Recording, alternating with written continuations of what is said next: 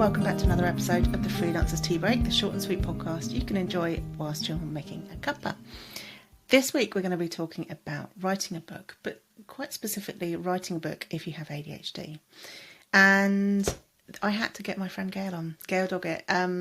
So to give you a little background before we jump into this, I have always heard the phrase, everyone has a book in them, but I always thought I don't have a book in them because I couldn't focus on writing a book. I don't have the ability to do something so long term like that and write all of it. And I just never really felt like it was something I could do. And the more I worked through different challenges with my clients, and several of them were writing books, and the more I had people talking to me about writing a book about freelancing, the more I thought, well, maybe I could do it. But I definitely need help. I really definitely need help with that. It's not something I can sit down and consistently sit down and do myself.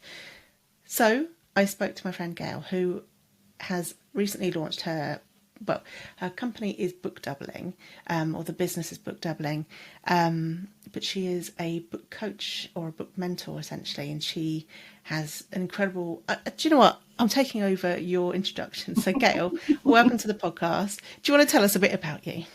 Hello. A bit about me. Gosh, I am that ADHDer who's late diagnosed, who did lots and lots of different things before finding herself in this. I absolutely empathise with the I've always wanted to write a book thing. I diverted so much that I went and did a master's in publishing to avoid writing a book. Because I don't think I knew at the time that you could do a master's in creative writing. Because that's what I actually would have loved to do.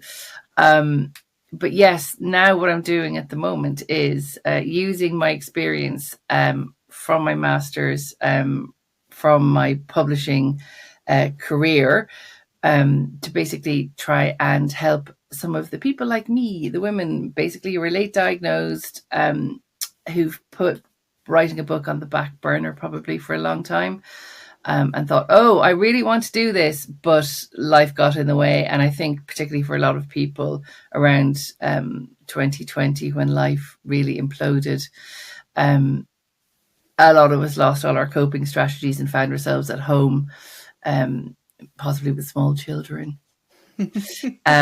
And yeah, maybe things aren't quite where we want them to be for us now.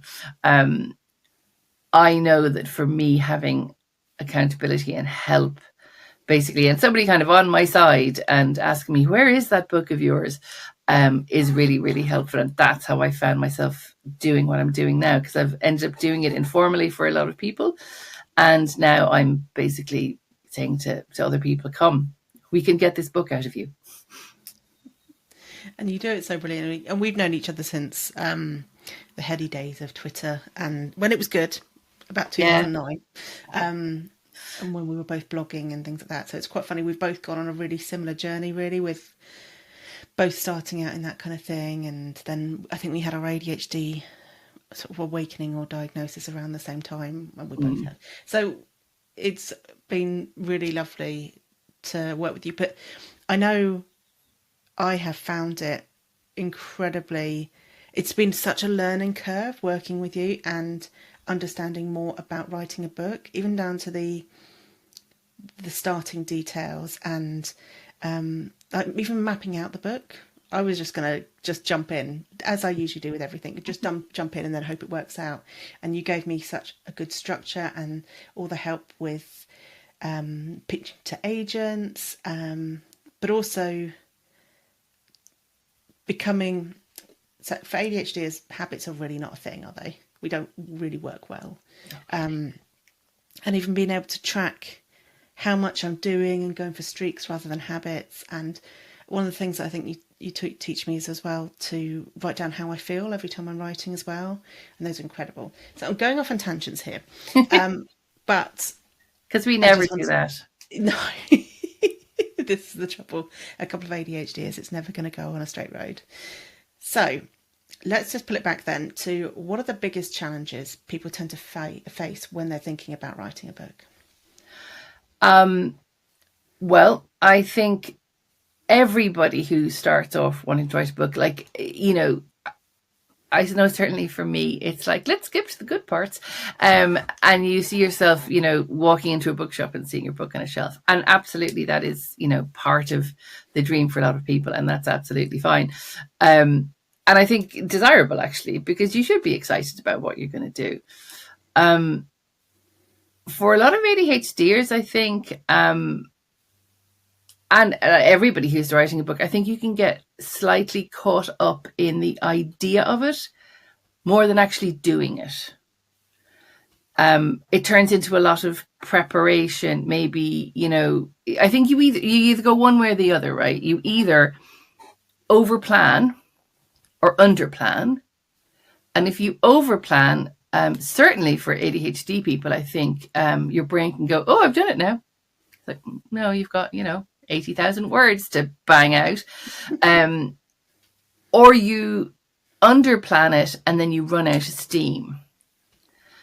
And I think a happy balance between the two will give you the kind of mental capacity and energy to get to the end of it, because there's loads and loads of stages of writing a book.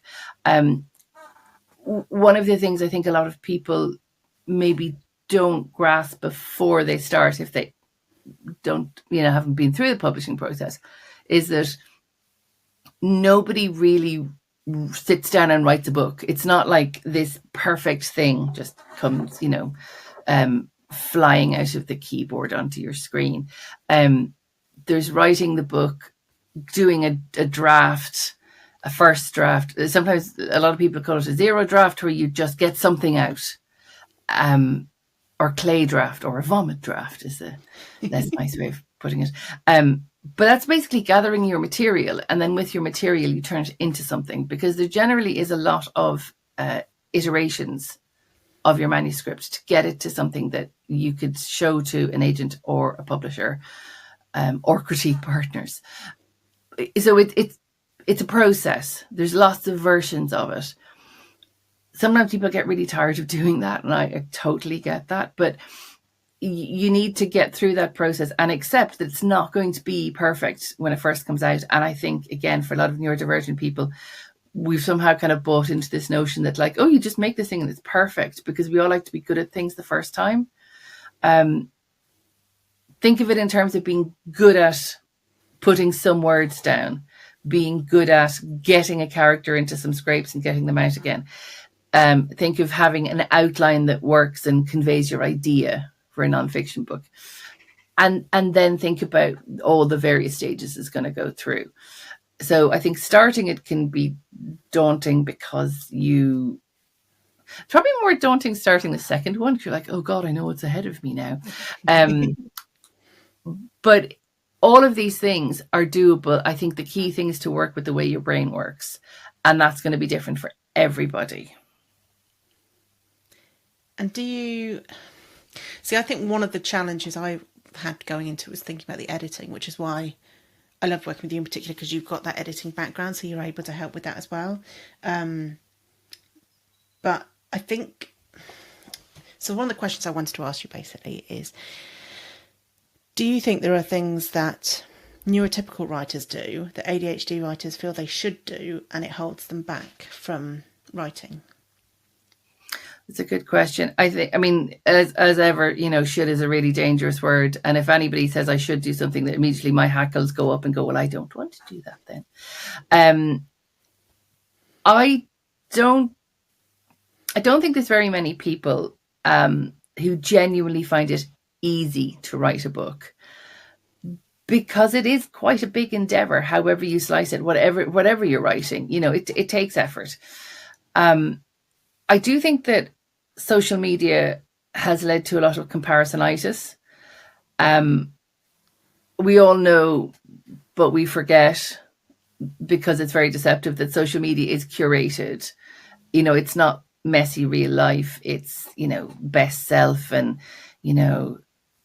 oh, I've got a secret that I can't tell you about. And the secret is probably, I've got an agent, I've got a publishing deal, I've got a film deal, you know, all those huge pieces of news, which are amazing. And I get why, you know, writers are encouraged to trail those things to build excitement.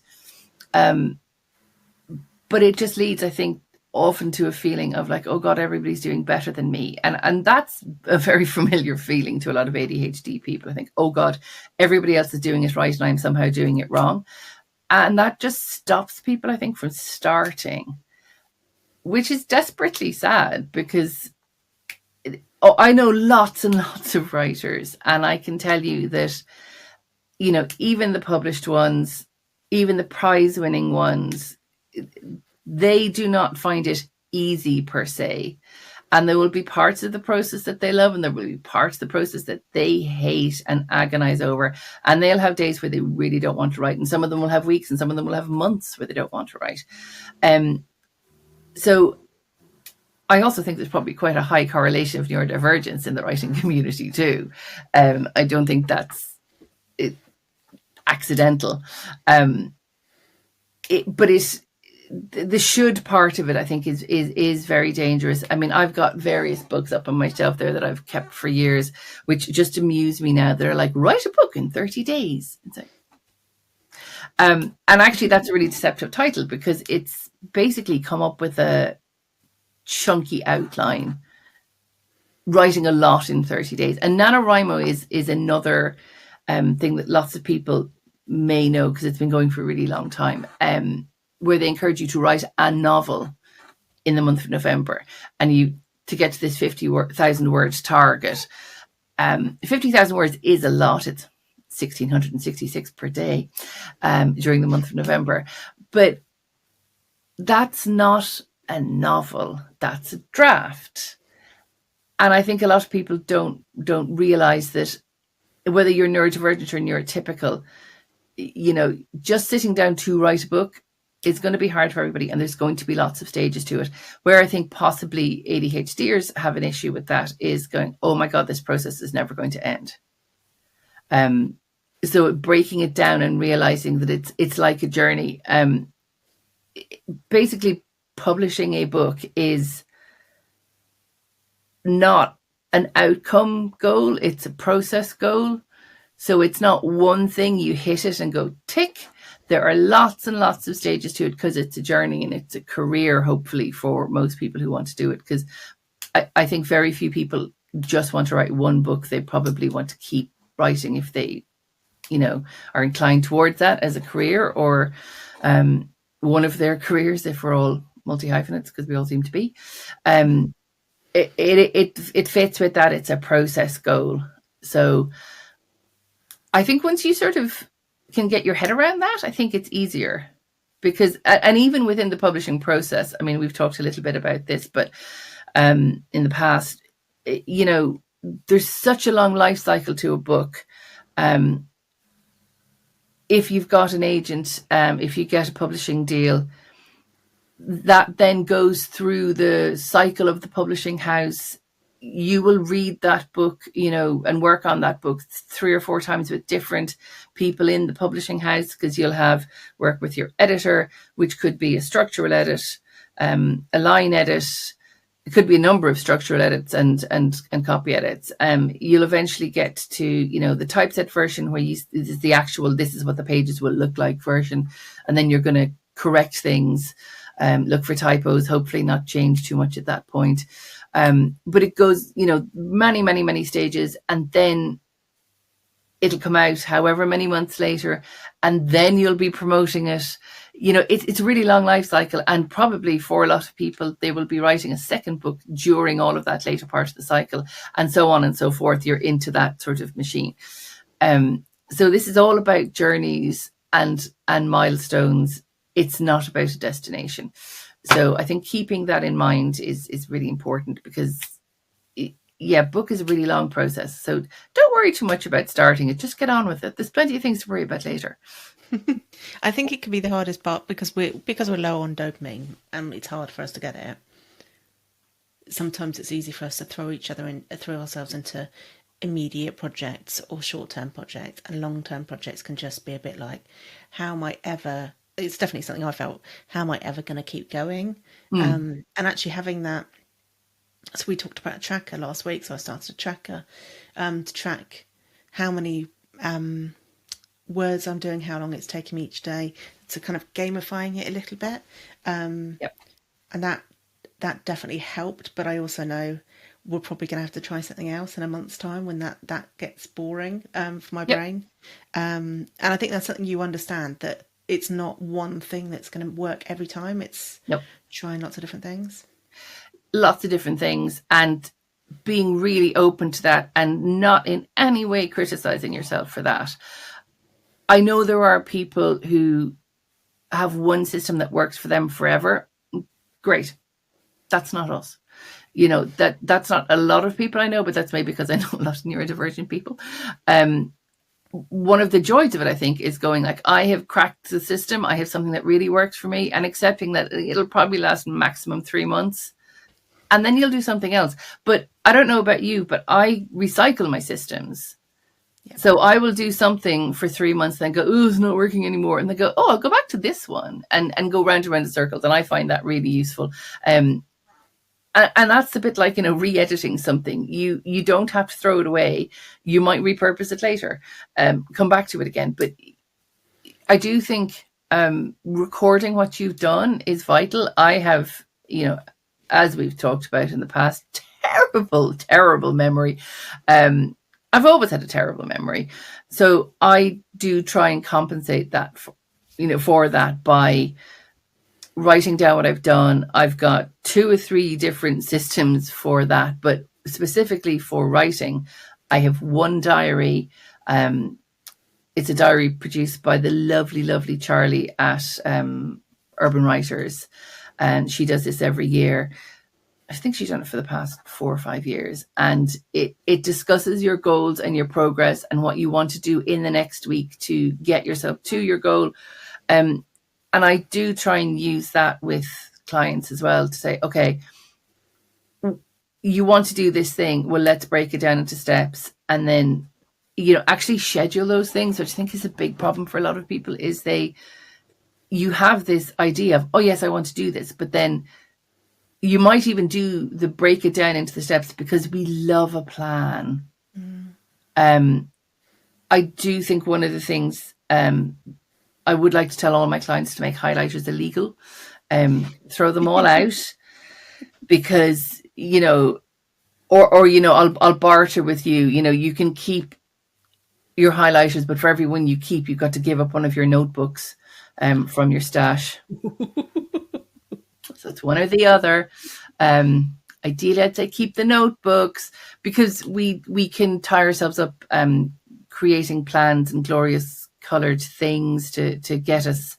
It's like, oh, if I have a plan, it's like, plans are great, but actually taking action is what matters. And that's how I ended up doing what I'm doing, I think, which is the accountability sessions for people, to say, okay, it's great to plan, and I'm very happy to help people plan, especially if they're at the start of something and they don't know what to do, because that can be really paralyzing.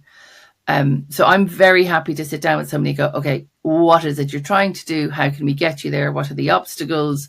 When do you want to get there by? Let's set some deadlines, because for some people, deadlines are really motivating.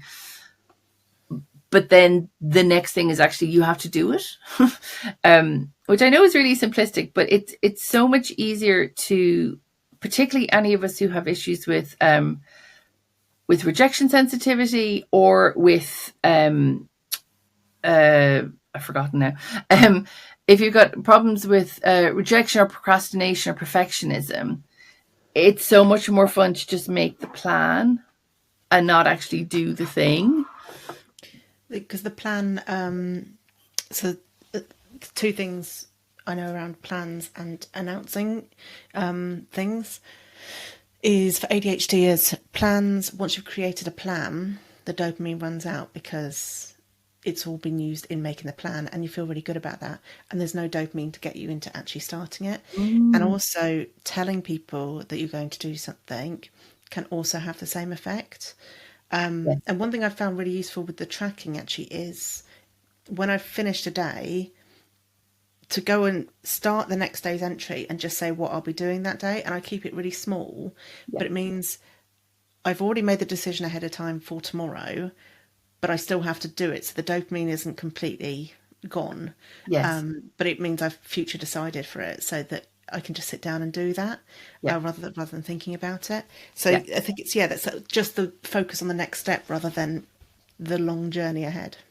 Yeah. And just rewarding yourself too, though, having at the end of the week, having a tally up and saying, okay, well, these are the days that I did things and, I've gotten myself a bit further, or saying, okay, well, I can see where the obstacles were and why I didn't progress it.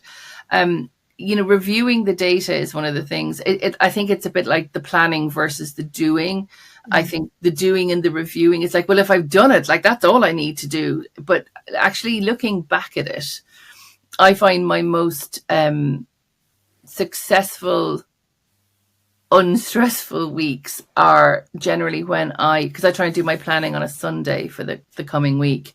But looking back and going, oh, okay, I did get this done and I did get that done. And, recognizing that. And as you know, I'm a big fan of a sticker. Gold Star stickers, they're motivating enough for me. But having a visual reference of things is very helpful for me as well. And that's one of the things I say to people is, even if it's just this piece of A4 paper on the wall, stick it up there and, get yourself some Gold Star stickers or some little dots. You can get the little tiny colored sort of circles and basically make a chain along there, and it doesn't, without giving yourself a hard time if you break a streak. But it's about getting as many dots onto the paper as possible. And also within that, accounting for life, I think, too. We can find it really hard to get motivated again after something happens. So it is, in your review, I think, important to look back and go, okay, the reason I didn't do this is because actually I had to go into school for an unexpected meeting, or, the boiler broke. And so I was, sorting out the engineer, whatever it is. Like, do give yourself a bit of grace where possible. It is a balancing act, give yourself enough grace, but also don't let yourself slack off. And again, that's where I find that accountability usually comes in useful, to yourself mostly, but having a sort of group of writers or people around you who are supporting you, I think, is super important. And I don't think it's a coincidence that most of the writers that I know do make an effort to spend time with other writers. Whether that is, we go and write in person sometimes. Sometimes people go on retreats. We have a group that meets, that we go to the British Library sometimes, which is really nice. We have various WhatsApp groups and online spaces. That can be really helpful too. I think just having somebody else with you, whether it's strictly as a body doubling thing or just having other people around you who understand that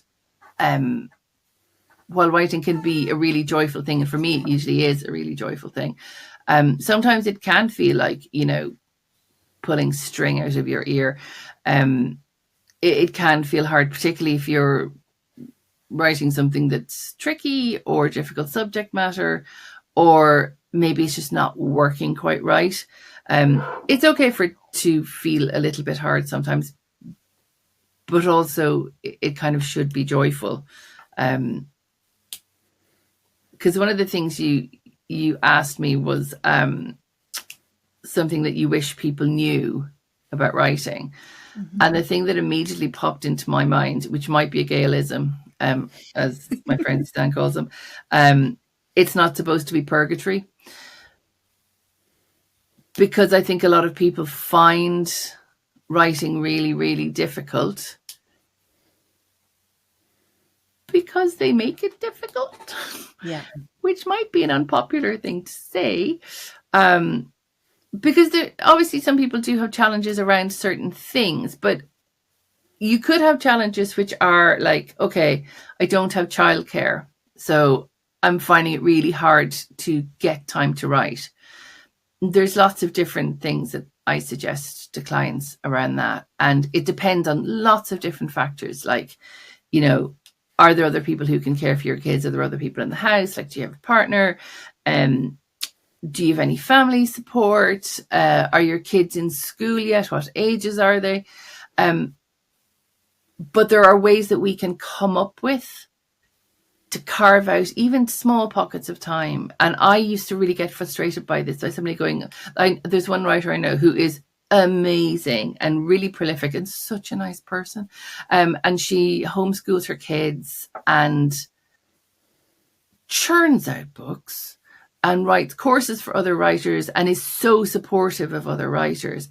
And she's like, well, I found that actually I could write a novel in 5 minutes, you know, bursts. And I just like wanted to just throw my laptop across the room when she said that.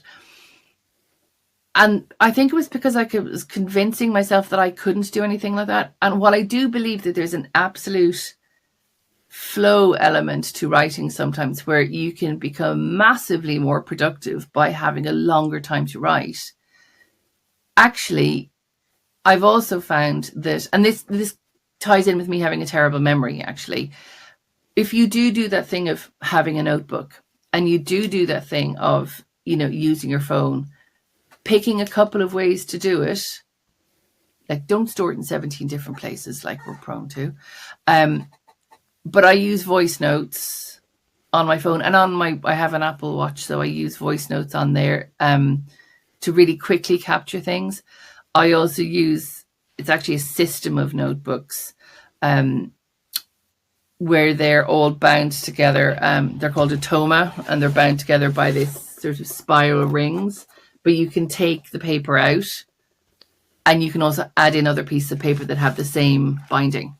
So I have a small notebook that I carry with me, and if I write something down, I can then just take the page out and slot it in here wherever it needs to go. So that works really well for me to go, okay, actually there are things that I can do.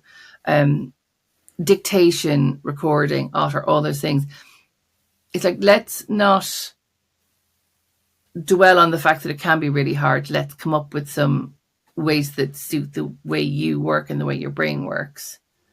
And then actually we can squeeze in the writing for you, even if it is in tiny bursts, even if you have to collate it again afterwards. But actually, I think that's really valuable too. I think there's a kind of constant pot simmering element of writing. I actually find that if I, and this is to do with, I think, my brain changing as I've gotten older. I used to be able to sit down and just write for like, you know, hours and hours before I really knew what hyperfocus was.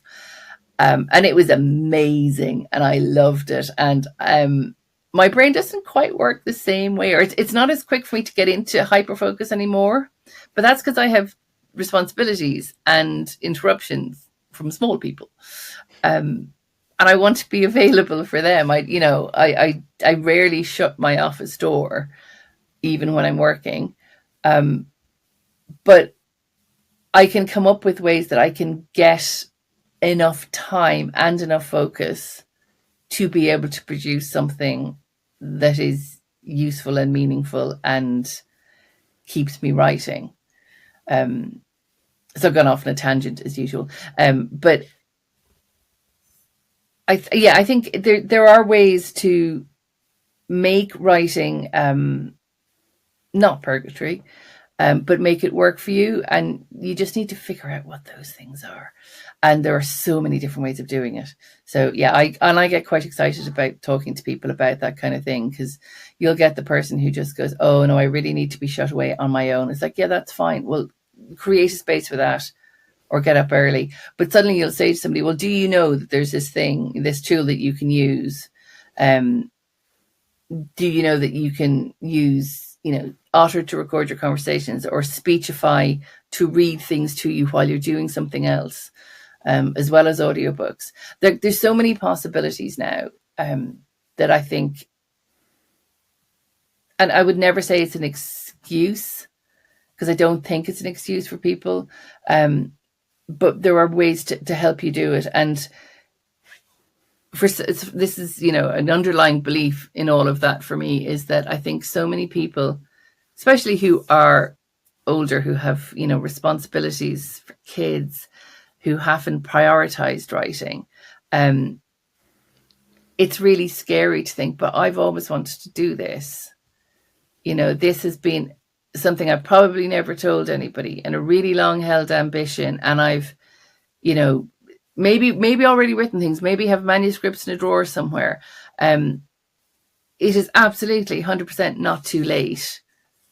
And if you find aspects of it really confronting, because maybe, you know, your brain is already jumping to catastrophizing about being perceived, about being judged on your writing, it's like, yep, absolutely, you can go down that thought route if you want, but also, you know, it's not supposed to be purgatory. How can we focus on the bits that are really joyful and, you know, inspirational for you, and actually kind of get your brain ticking? Because I think people who want to write, it's when they don't do it that they're miserable. I think what you were saying just before you said prioritizing, I thought about prioritizing, because I think it is a bit of a scary word. It almost sounds like you're not prioritizing things properly. But I mean, I know I've only got back into it after taking a couple of months break, because we're waiting for agents' feedback and stuff like that. And now what seems to be working is prioritizing it. So we have book doubling where we'll do, I think I'm in my head, I'm seeing it as sprints and strolls.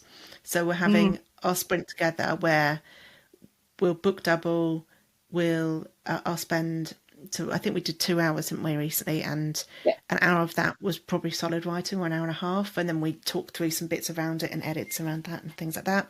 So that's almost like a sprint that gives me a really nice chunky number of words I've written. But then every day, if I'm doing a little stroll, and it's usually about 20 minutes, so it's not a long amount of time to write sort of 300 words here, 500 words there.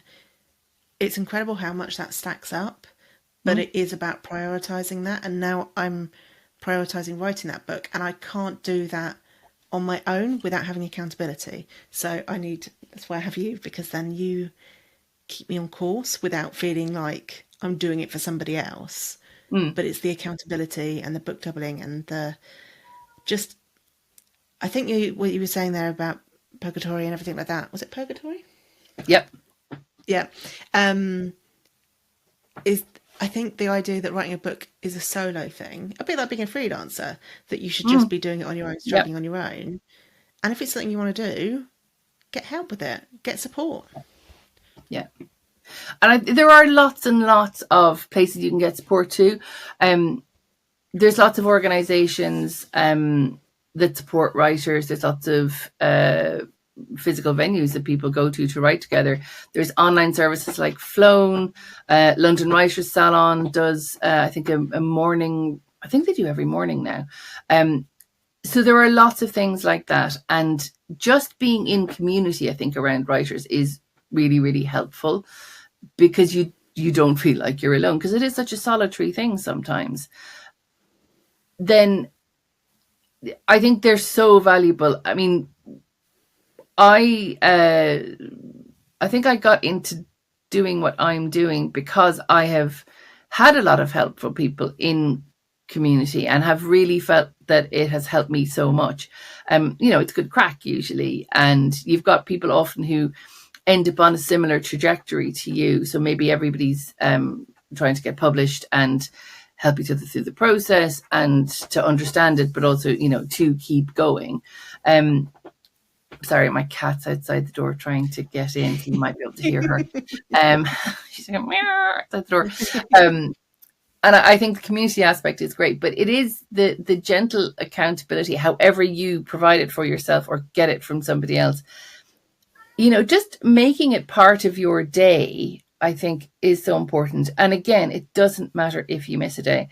One of the apps I think we both use, which I think is really sweet, and one of my kids uses as well, is called Finch. And one of the things I like about Finch is that it's a self-care app, and you can put writing goals in there, but it doesn't beat you up if you don't make it one day. Instead, like the next time you do it, it'll go, yay, you've done it 6 times in 2 weeks, as opposed to going, you didn't do it every day.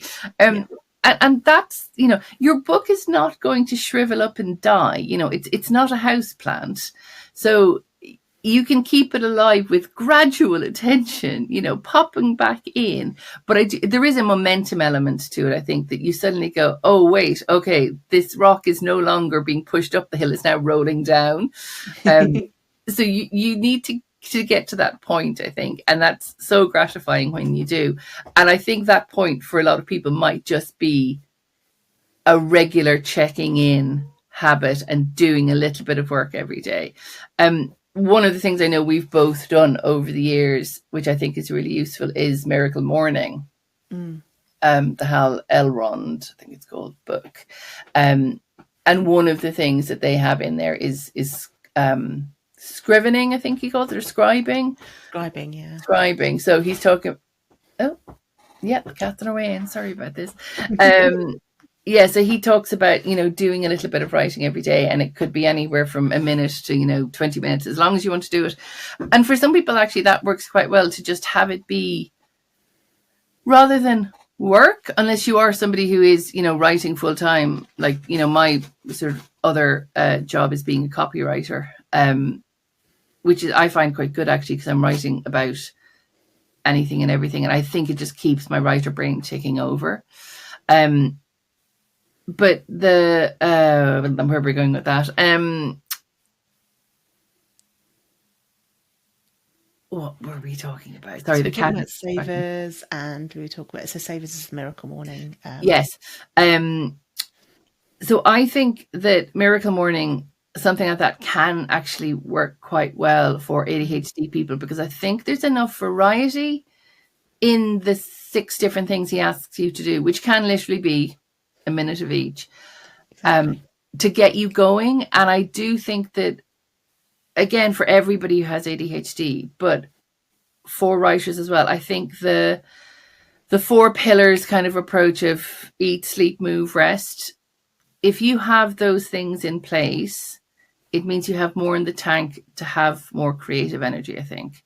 So if those pillars are kind of being neglected, I don't think that that's necessarily going to serve your writing dreams. I think that the better care you're taking of yourself, the better you're going to be able to actually, you know, do that creative stuff joyfully and more easily if you're taking care of the basics. One of the other things I find with a lot of people that I'm working with is they're of a certain age, and hormones and perimenopause, because most of my clients are women, that can play a part too. So just keeping an eye on that, how your, again, this is the review element of it, like how your month can go. And you might be like, do you know what, actually, there's these 2 weeks, I'm able to be more productive. The creative energy is back. You might want to hibernate more, you know, during the 2 weeks of your cycle. You know, you might also be affected by the way that hormones and ADHD meds and cycles can interact, so that, you know, there might be 2 weeks where you're like, you know, I'm not going to get much done these 2 weeks. So don't discount those things too. And, you know, being productive is not the same for ADHDers as it is for neurotypical people. I saw something yesterday on Instagram about having a Jeep brain. I know nothing about cars, but it seemed quite like negative towards Jeeps, but basically saying that, you know, that she had a brain that wasn't kind of a Ferrari brain. She had a Jeep brain, but that wasn't a bad thing, because actually she had a lot of stamina. She had time to sort of look around and see what was going on when she was, you know, not going as fast. I think that you work with your brain that you have, and yes, stop measuring, you know, for ADHD, or stop measuring yourself against neurotypicals. For neurotypicals, stop measuring yourself against every published writer. Yeah. And that works for everybody, actually. You have no idea what somebody's gone through to write a book, how they've got there, what help they have in the background. All you have to worry about is your book and how you're going to do it and how you're going to carve out the time, and how you're going to make yourself accountable and how you're going to keep doing it. And like I say, I really recommend gold stickers, gold stars. You are queen of that. You sent me some stickers last week, and you are the queen of stickers. So thank you. Right, so tell us how people can work with you and where they can find you online. So my website is www.bookdoubling.com, and I'm on socials as Book Doubling, so you can find me in all the usual places, Facebook, Instagram, TikTok. And in terms of working with me, most people start off by doing a session where we talk about where you are, what you know about publishing, what you know about writing, where you want to get to, tools we can help you, advise you on to get you there, and making a plan really in the first session. Then people can book blocks of sessions if they want as well. And then we try to prioritize those people's sessions, because often people are up against a deadline. They've got to finish a project. One of the things that can affect ADHDers is when you have sold a book, you've sold a proposal, or you're maybe on the second book in a contract, and then the dopamine's gone, and you have to start writing this book. If it's fiction, if it's a second book, you might have work to do on the first one still while you're writing the second one. You might have spent a really long time writing the first one, and then the second one they want within a year. And maybe you're staring down the barrel of a deadline and just, waiting for it to whoosh by, as Douglas Adams said. So we can do blocks of sessions to help you kind of reestablish your routine, and also just keep you accountable and get you back to the desk. Because a lot of the time, I think what people just need is somebody waiting for them, saying, "Hi, I'm here. Let's do this." Because a lot of writers, including published writers and really successful people, are actually quite scared to talk to their agents and their editors, because those people are dealing usually with a lot of books at once and a lot of clients and a lot of books at different stages. So sometimes we can, I think, just feel, and again, it's rejection sensitivity, like, I don't want to bother my agent. I think your agent probably wouldn't feel that way, but if you want someone else to just go, yes, I will keep the home fires burning for you for a while, come and see me. So yeah, either individual sessions or blocks, once we've kind of met and gotten on. Well, thank you so much for joining me. If you listen to this and you've always been thinking about writing a book, go have a look at Gail's stuff, because she's got some great reels and TikToks and things coming up as well. Yeah, and if you have had a book in your Google Drive for months and months that you haven't touched, go dust it off and have a little go at it. It will feel great once you get started. Gail, thank you so much for joining us. Thank you. Everybody have a wonderful freelance week.